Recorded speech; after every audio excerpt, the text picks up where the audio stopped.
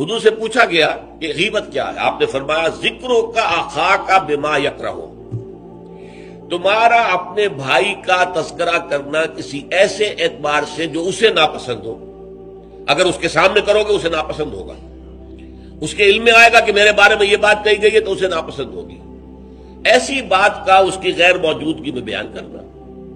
اب قیلا کہا گیا، سوال کیا گیا، افرأیتا کہ حضور آپ ذرا غور کیجئے، ان کان فی اخی ما اقول، اگر میرے بھائی میں وہ شے واقعتاً موجود ہے جو میں کہہ رہا ہوں تو کیا اس صورت میں بھی غیبت ہوگی؟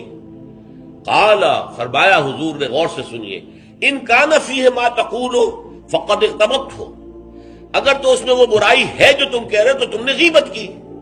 وَإِن لَمْ يَكُنْ فِيهِ، اور اگر نہیں ہے اس میں وہ شے اور تم پھر بھی کہہ رہے ہو ما تقول فقد بہتہ، تو تم نے اس پر بہتان لگایا ہے. یہ تو دوہرا جرم ہو گیا.